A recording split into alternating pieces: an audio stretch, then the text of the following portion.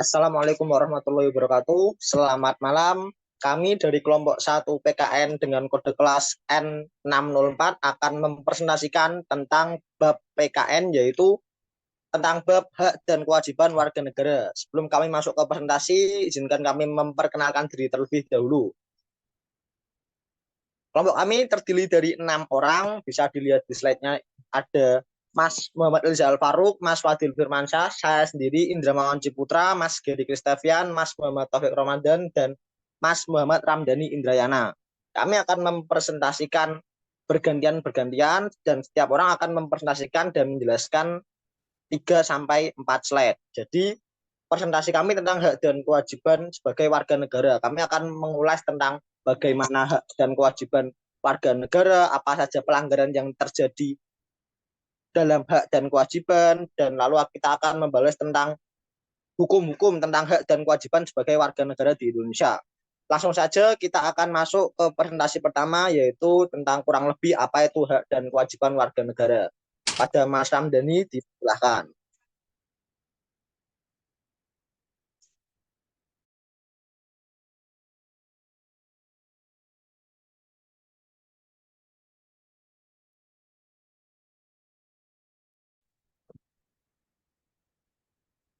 Yang pertama, hak dan kewajiban warga negara. Warga negara adalah rakyat yang menetap di suatu wilayah dan rakyat tertentu dalam hubungannya dengan negara. Dalam hubungan antara warga negara dan negara, warga negara juga mempunyai kewajiban-kewajiban terhadap negara dan sebaliknya, warga negara juga mempunyai hak yang harus diberikan dan dilindungi oleh negara. Hak warga negara adalah segala sesuatu yang harus didapatkan warga negara dari negara atau pemerintah. Kewajiban adalah segala sesuatu yang harus dilaksanakan oleh warga negara terhadap negara.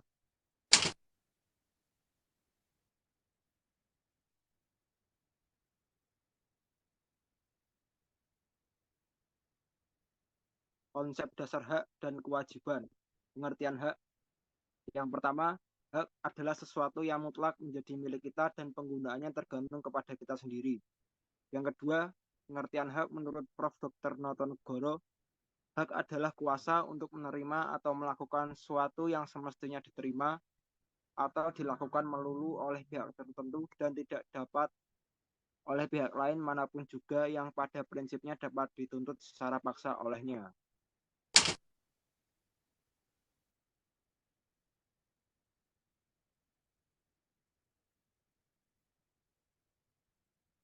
Konsep dasar hak dan kewajiban.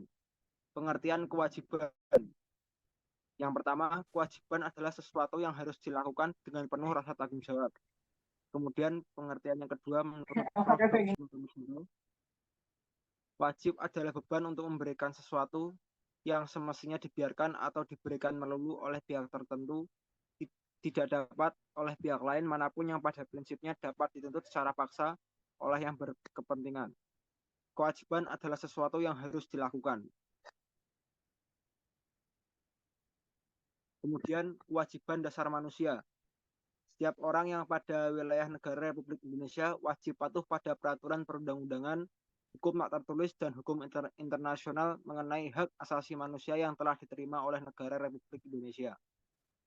Setiap warga negara wajib ikut serta dalam upaya pembelaan negara sesuai dengan ketentuan peraturan perundang-undangan.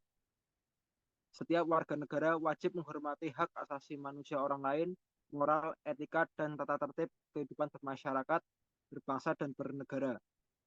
Setiap hak asasi manusia, seseorang menimbulkan kewajiban dasar dan tanggung jawab untuk menghormati hak asasi orang lain secara timbal balik, serta menjadi tugas pemerintah untuk menghormati, melindungi, menegakkan, dan memajukannya.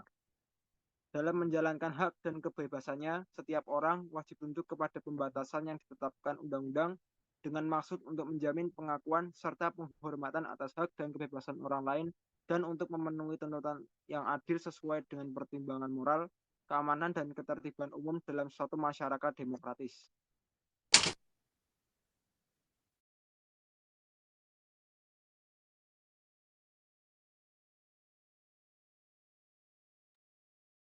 Baik, selanjutnya ada hak warga negara Indonesia.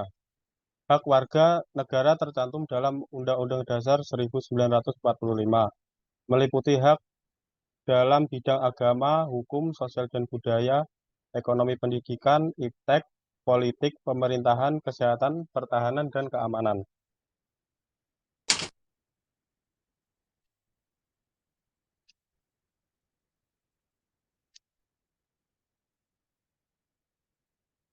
Selanjutnya ada landasan hak dan kewajiban. Pada pasal 27 ayat 1, yaitu menyebutkan segala warga negara bersamaan kedudukannya di dalam hukum dan pemerintahan dan wajib menjunjung hukum dan pemerintahan itu dengan tidak ada kecualinya. Hak untuk diperlakukan yang sama di dalam hukum dan pemerintahan. Kewajiban menjunjung hukum dan pemerintahan.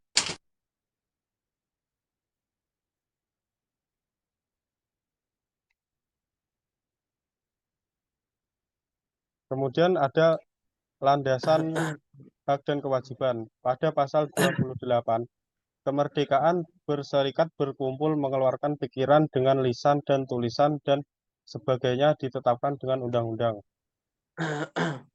Hak mengeluarkan pikiran atau berpendapat, berserikat dan berkumpul. Kewajiban untuk memiliki kemampuan berorganisasi dan melaksanakan aturan-aturan lainnya. Di antaranya, semua organisasi harus berdasarkan Pancasila sebagai azasnya. Semua media pers dalam mengeluarkan pikiran. Pembuatannya selain bebas harus pula bertanggung jawab dan sebagainya.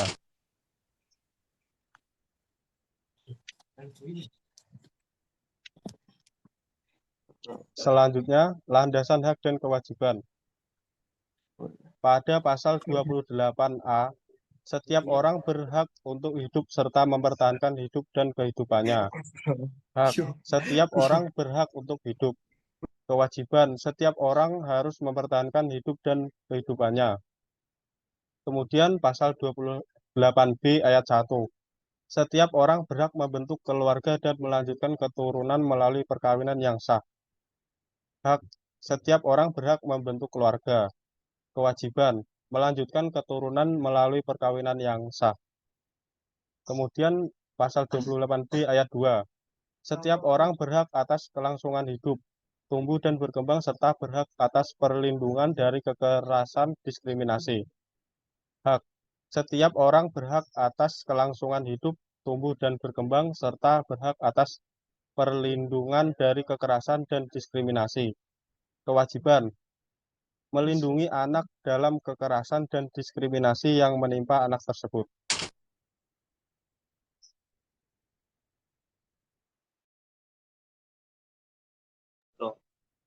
Selanjutnya saya akan menjelaskan tentang pelanggaran hak.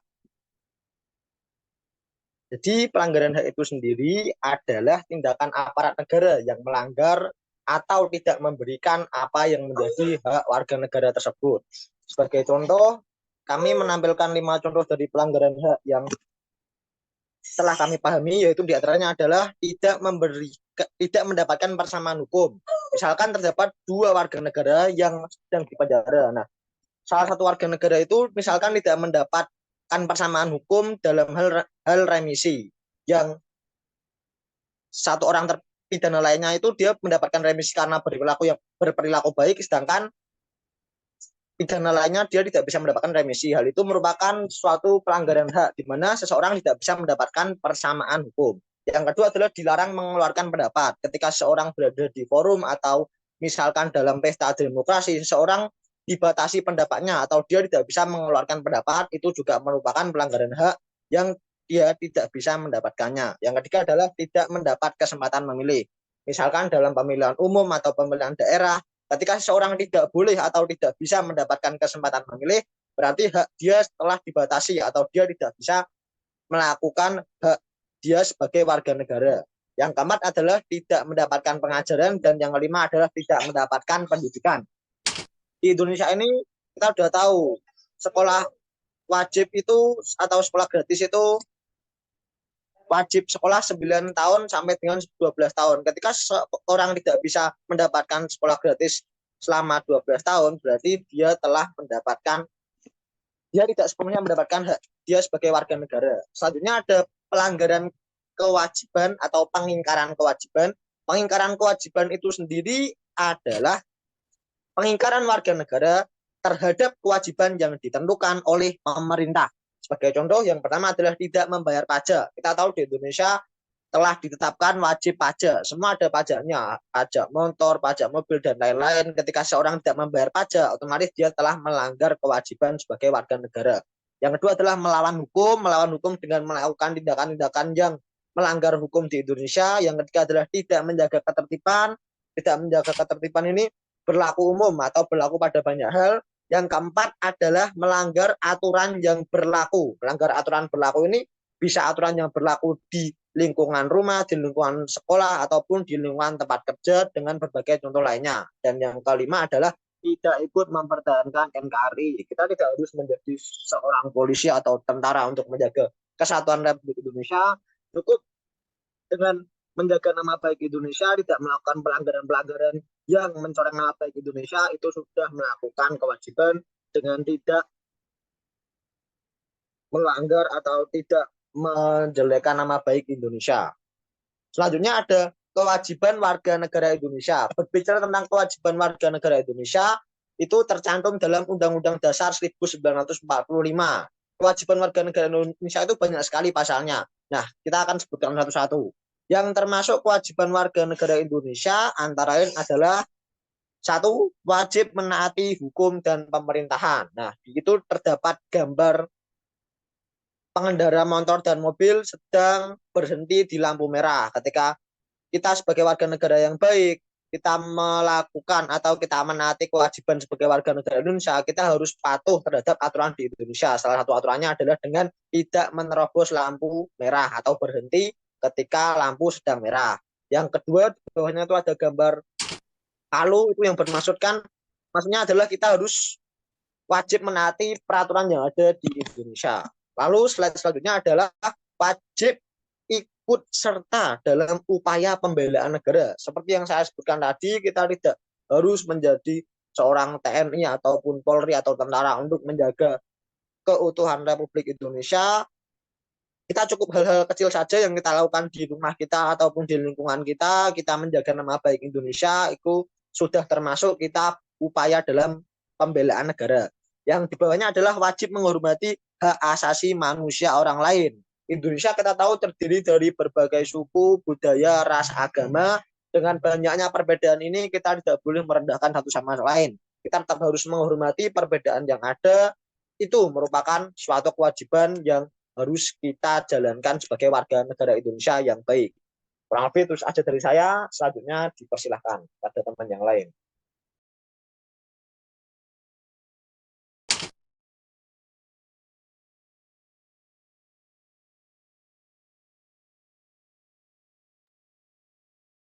Baik, mengenai kewajiban warga negara Indonesia. Tercantum dalam Undang-Undang Dasar 1945 yang termasuk kewajiban warga negara Indonesia antara lain wajib tunduk kepada pembatasan yang ditetapkan dengan undang-undang. Yang kedua, wajib ikut serta dalam usaha pertahanan dan kesamaan negara.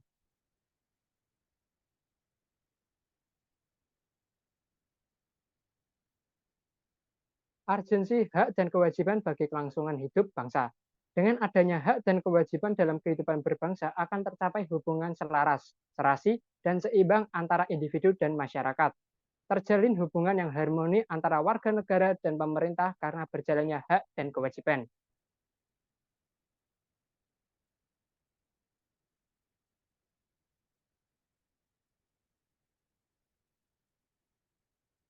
Lantas, terciptanya keharmonisasian di dalam negara karena adanya hak dan kewajiban. Dan yang terakhir, agar terciptanya kesinambungan antara kepentingan rakyat dalam pemenuhan hak dan kewajiban oleh negara.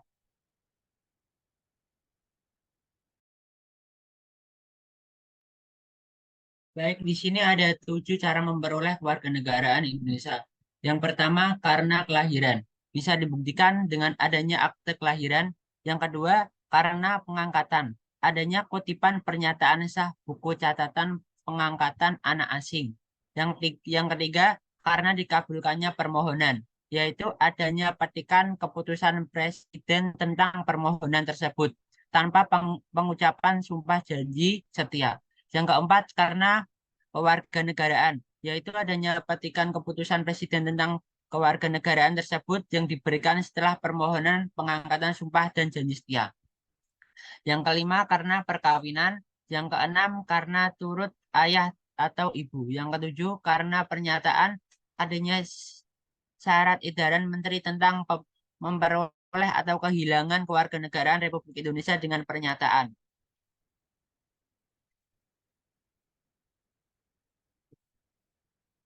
Berikutnya, asas-asas kewarganegaraan.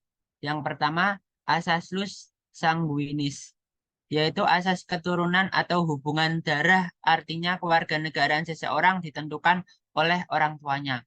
Yang kedua, asas lus soli, yaitu asas daerah kelahiran, artinya bahwa status kewarganegaraan seseorang ditentukan oleh tempat kelahirannya di negara tersebut. Yang ketiga, asas bipatrit, dui kewarganegaraan, yaitu timbul apabila menurut peraturan dari dua negara terkait seseorang dianggap sebagai warga negara kedua negara itu. Yang keempat, apatrid, tanpa kewarganegaraan, yaitu timbul apabila menurut peraturan kewarganegaraan seseorang tidak diakui sebagai warga negara dari negara apapun.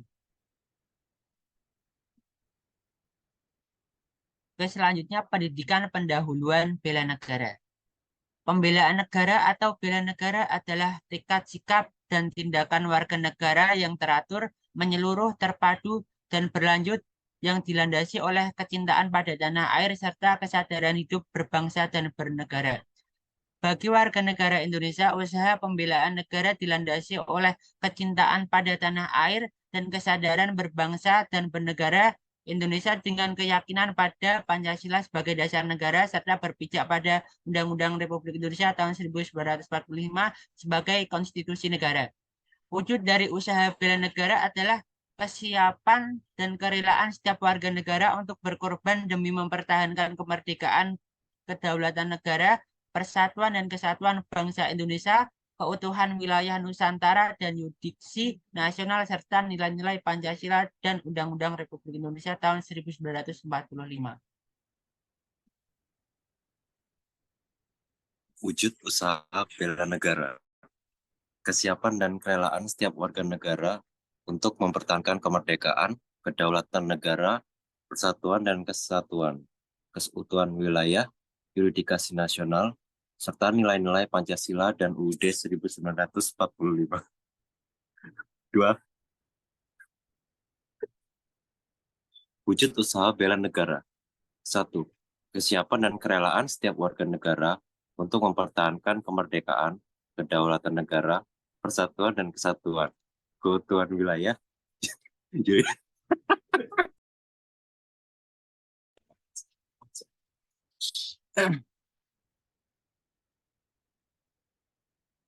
Maksud dan tujuan PPBN. Dasar pemikiran yang dijadikan bahan motivasi setiap warga negara untuk ikut serta membela negara Indonesia. Yang pertama, pengalaman sejarah perjuangan RI, kedudukan wilayah geografis Nusantara yang strategis, keadaan penduduk yang besar, kekayaan sumber daya alam, perkembangan dan kemajuan iptek di bidang persenjataan, kemungkinan timbulnya bencana perang.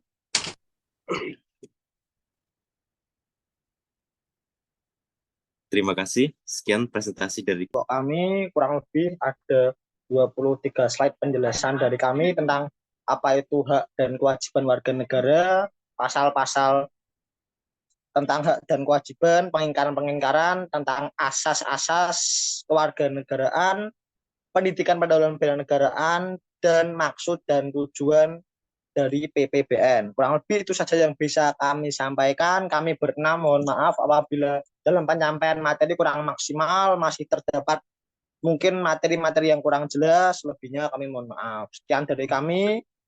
Saya akhiri. Wassalamualaikum warahmatullahi wabarakatuh.